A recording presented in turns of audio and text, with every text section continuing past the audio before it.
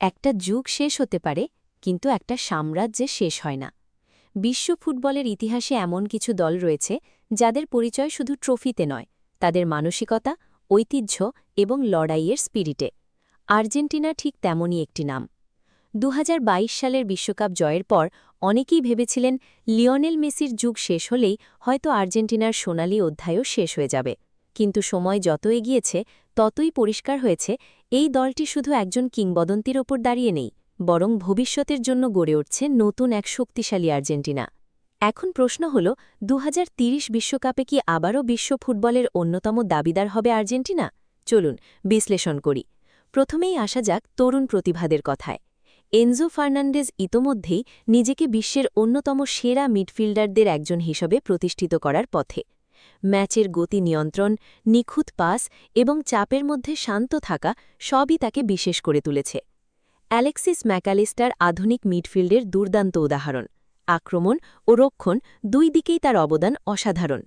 আক্রমণ ভাগে জুলিয়ান আলভারেজের গোল করার ক্ষমতা, অফ দ্য বল মুভমেন্ট এবং বড় ম্যাচে পারফর্ম করার মানসিকতা আর্জেন্টিনাকে বাড়তি আত্মবিশ্বাস দেয়। এর সঙ্গে নতুন প্রজন্মের আরও কয়েকজন ফুটবলার ধীরে ধীরে জাতীয় দলে নিজেদের জায়গা শক্ত করছেন।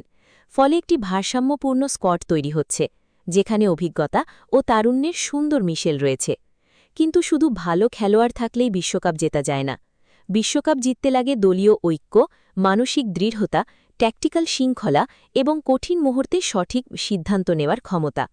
বর্তমান বছরগুলিতে আর্জেন্টিনা এই চারটি ক্ষেত্রেই নিজেদের উন্নতির প্রমাণ দিয়েছে। বড় ম্যাচে তারা ধৈর্য ধরে খেলতে জানে, সুযোগ তৈরি করতে জানে এবং প্রয়োজন হলে রক্ষণ সামলে ম্যাচও জিততে পারে।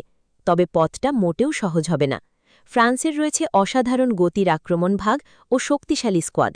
স্পেন তাদের পাসিং ফুটবল ও ট্যাকটিক্যাল শৃঙ্খলার জন্য সবসময় কঠিন প্রতিপক্ষ। ইংল্যান্ড, ব্রাজিল, পর্তুগাল, জার্মানি কিংবা নেদারল্যান্ড প্রতিটি দলই বিশ্বকাপ জয়ের স্বপ্ন নিয়ে মাঠে নামবে। তাই ২০৩০ বিশ্বকাপে প্রতিটি ম্যাচই হবে এক একটি ফাইনালের মতো। তবুও বর্তমান স্কোয়াড, খেলোয়াড়দের বয়স, আন্তর্জাতিক অভিজ্ঞতা এবং ধারাবাহিক উন্নতির দিকে তাকালে আর্জেন্টিনাকে সম্ভাব্য শিরোপা প্রত্যাশীদের তালিকায় রাখার যথেষ্ট কারণ রয়েছে। ফুটবলের সৌন্দর্যই হল এখানে আগে থেকে কোনো ফল নিশ্চিত নয়। চোট, ফর্ম, নতুন তারকার উত্থান কিংবা কোচের কৌশল সবকিছুই টুর্নামেন্টের চিত্র বদলে দিতে পারে। তাই আজ আমরা নিশ্চিত করে বলতে পারি না যে আর্জেন্টিনাই ২০৩০ বিশ্বকাপ জিতবে। কিন্তু এটুকু বলা যায় যে যদি বর্তমান অগ্রগতির ধারা বজায় থাকে, তাহলে ২০৩০ বিশ্বকাপে আর্জেন্টিনা এমন একটি দল হতে পারে যাদের বিপক্ষে খেলতে বিশ্বের যে কোনো পরাশক্তি সতর্ক থাকবে। এখন আপনার মতামত কি? আপনার কি মনে হয় ২০৩০ বিশ্বকাপে আর্জেন্টিনা আবারও বিশ্ব চ্যাম্পিয়ন হওয়ার দৌড়ে থাকবে, নাকি অন্য কোনো দল ইতিহাস গড়বে? কমেন্টে আপনার মতামত লিখুন। ভিডিওটি ভালো লাগলে একটি লাইক দিন, বন্ধুদের সঙ্গে শেয়ার করুন এবং ফুটবলের সর্বশেষ খবর, ট্রান্সফার আপডেট, ম্যাচ বিশ্লেষণ এবং বিশ্বকাপের এক্সক্লুসিভ কন্টেন্ট পেতে বাউন্ডারি বাজ চ্যানেলটি সাবস্ক্রাইব করুন। বাউন্ডারি বাজ,